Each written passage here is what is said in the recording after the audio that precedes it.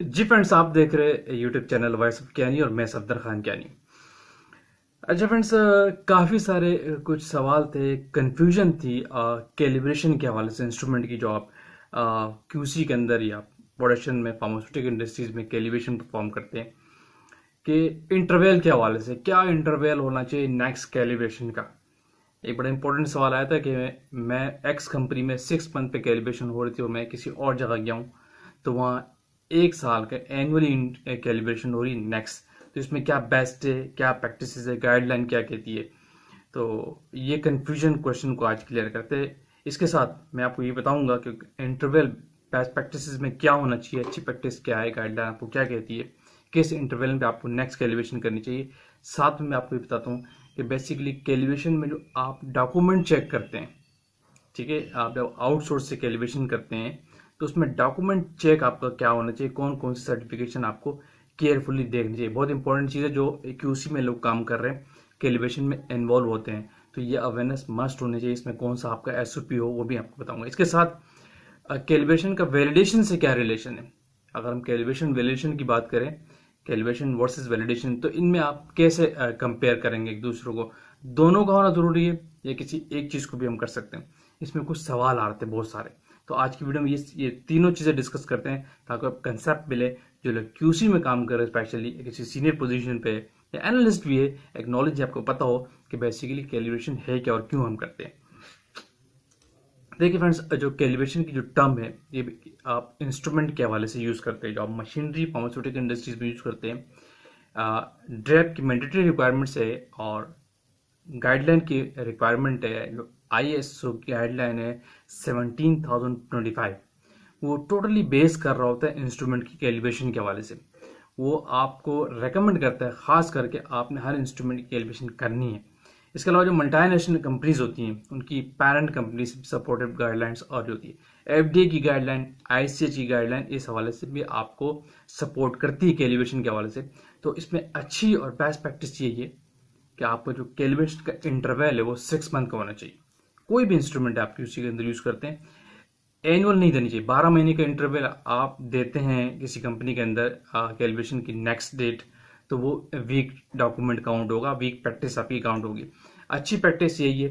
अगर कोई गाइडलाइन पे आप देखेंगे एफडीए की, आईसीएच की या आईएसओ की गाइडलाइन 17,025 टोटल जो बेस कर रहा है कैलिब्रेशन में, तो वो भी आपको ये कहेगा कि जो आपने कैलिब्रेशन कर ली नेक्स्ट 6 मंथ पे आपका नेक्स्ट कैलिब्रेशन डेट हो जाए। और अच्छी ऑर्गेनाइजेशन में यही प्रैक्टिस है, मल्टीनेशनल में यही प्रैक्टिस है। आपको पता है मल्टीनेशनल कंपनी स्टैंडर्ड्स होती हैं आपके लिए।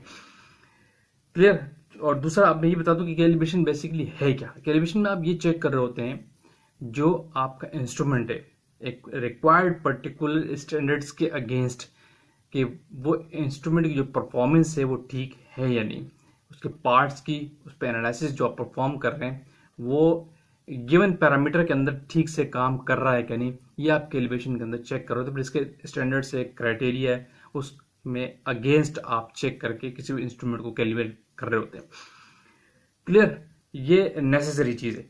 दूसरा, इसके साथ जो इंपॉर्टेंट चीज मैंने ये कहा, इंटरवल तो मैंने आपको बता दिया कि बेस्ट प्रैक्टिस है कि 6 मंथ का होना चाहिए, आपने 1 साल का नहीं देना। कैलिब्रेशन का जो डॉक्यूमेंट होता है आउटसोर्स से आप कराते हैं, अक्सर आपकी कंपनी में जो आउटसोर्स से कैलिब्रेशन होती है, आपका बॉस कहता है कि किसी एक जो आउटसोर्स का सर्विस इंजीनियर आए, कोई एक ऑफिसर उसके साथ अटैच हो जाए। तो याद रखिए जब भी कैलिब्रेशन हो रही है उसमें डॉक्यूमेंट का चेक वेरी नेसेसरी। मैं एक छोटे इंस्ट्रूमेंट की एग्जांपल ले लेता हूँ। अगर आप पीएच मीटर की आउटसोर्स से कैलिब्रेशन करा रहे हैं, आउटसोर्स का टैग लगा रहे हैं 6 मंथ का, किसी डीटी ऑपरेटर्स का लगा रहे हैं, तो उसमें याद रखिए कोई भी रीडिंग्स अगर आप ले रहे किसी की चेक पॉइंट्स की, ये सब कुछ सबसे पहले आपके पास इसका एक एसओपी होना चाहिए कंपनी का आपका, जिसमें आप ये तमाम सीधे सारे चेक पॉइंट मेंशन करेंगे, ठीक है। उसकी बेस पे आप काउंटर करेंगे। किसी भी अगर पीएच मीटर की कैलिब्रेशन कर रहा है तो 3 रीडिंग्स का होना कम से कम नेसेसरी है। वो 3 रीडिंग्स लेंगे, ठीक है। और जिस स्टैंडर्ड्स के अगेन आउटसोर्स का जो सर्विस इंजीनियर है आपके इंस्ट्रूमेंट को कैलिब्रेट कर रहा है, इसकी मस्ट डिमांड करेंगे कि जिस इंस्ट्रूमेंट के जिस स्टैंडर्ड्स के अगेंस्ट वो आपके इंस्ट्रूमेंट को कैलिब्रेट कर रहा है उसका सर्टिफिकेट भी आप साथ लेंगे, सर्विस रिपोर्ट के साथ, कैलिब्रेशन रिपोर्ट के साथ। इसी तरह अगर कोई बैलेंस की आपकी कैलिब्रेशन हो रही आउटसोर्स से, तो वो जो वेट्स लेके आएंगे, जो डेड वेट्स होते हैं, कैलकुलेटेड वेट्स होते हैं, उनका सर्टिफिकेट भी आप लाजमी लेंगे। अगर उनका सर्टिफिकेट नहीं है तो कैलिब्रेशन वीक काउंट होगी। यानी अगर आपने बैलेंस की कैलिब्रेशन की है या पीएच मीटर की कैलिब्रेशन की है, तो जब वो आपको कैलिब्रेशन की रिपोर्ट दे, कैलिब्रेशन का सर्टिफिकेट दे, तो उसके साथ आपको लाजमी डिमांड करनी चाहिए जो कैलिब्रेटर है जिसके अगेंस्ट वो इंस्ट्रूमेंट को कैलिब्रेट कर रहा था, उसका सर्टिफिकेट भी आप लाजमी लेंगे जिसके ऊपर डेट मेंशन हो कि ये कैलिब्रेशन की इस इंस्ट्रूमेंट की अपनी जो कैलिब्रेशन डेट है वो वैलिड है कि नहीं। इसी तरह जो डिसोल्यूशन ऑपरेटर्स की आप कैलिब्रेशन करते हैं उसमें एक टैगोमीटर यूज होता है जिसमें आप आरपीएम चेक कर रहे होते हैं। उस टैगोमीटर की अगर आउटसोर्स से कोई सर्विस वाला इंजीनियर आपकी डिसोल्यूशन ऑपरेटर को कैलिब्रेट कर रहा है तो उस टैगोमीटर का कैलिब्रेटर जो है उसके पास है उसका सर्टिफिकेट भी आप लाजमी लेंगे।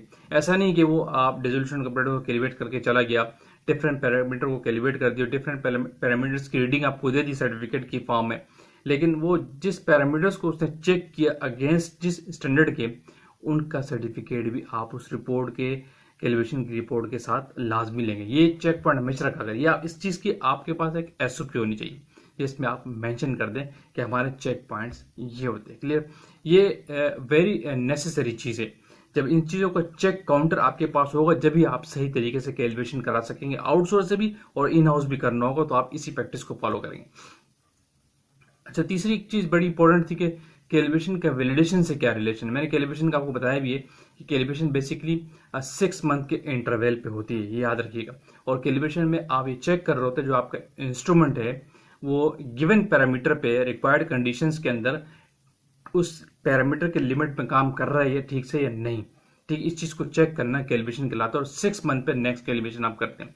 जबकि वैलिडेशन क्या है कि जो इंस्ट्रूमेंट मशीन वैलिडेशन, और वैलिडेशन बहुत सी चीज़ों की होती है, अभी मशीन की बात कर रहा हूँ, जो इंस्ट्रूमेंट या मशीन वैलिडेशन में अभी चेक करते हैं कि वो ठीक से गिवन पैरामीटर पे जो काम कर रही है क्या वो कंसिस्टेंटली वही काम कर रही है कि नहीं, इस चीज को चेक करना वैलिडेशन कहलाता है। वैलिडेशन का सिंपल कोई डेफिनेशन आपसे पूछे तो consistency of the results is known as validation. ठीक है, इस पे फिर वैलिडेशन के डिफरेंट पैरामीटर है जिसकी बेस पे आप किसी चीज को वैलिडेट करते हैं।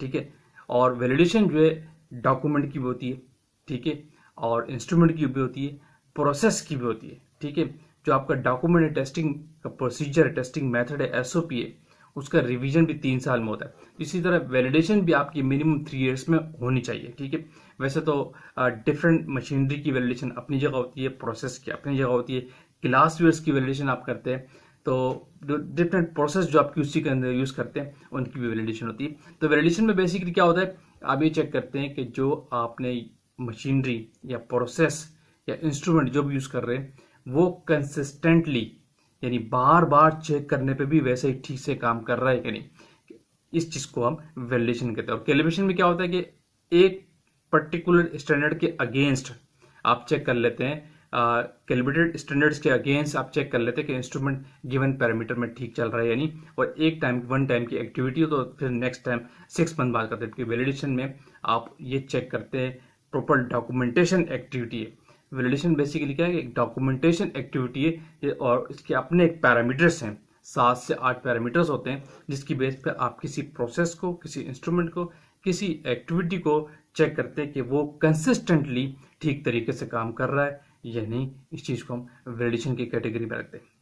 सबसे इंपॉर्टेंट चीज ये थी कि जो हम कैलिब्रेशन करते हैं उसकी नेक्स्ट कैलिब्रेशन डेट क्या होनी चाहिए, 1 साल ठीक है या 6 मंथ। तो इसमें बेस्ट प्रैक्टिस हमेशा याद रखिएगा। अच्छी ऑर्गेनाइजेशन की गाइडलाइंस भी आपको ये कहती है कि आप 6 मंथ की नेक्स्ट कैलिब्रेशन डेट देंगे, आपको 1 ईयर की नहीं देनी है। अगर आप 1 ईयर दे रहे हैं तो आपकी कंपनी का डॉक्यूमेंट और आपकी एक्टिविटी, आपका ऑपरेशन वीक है।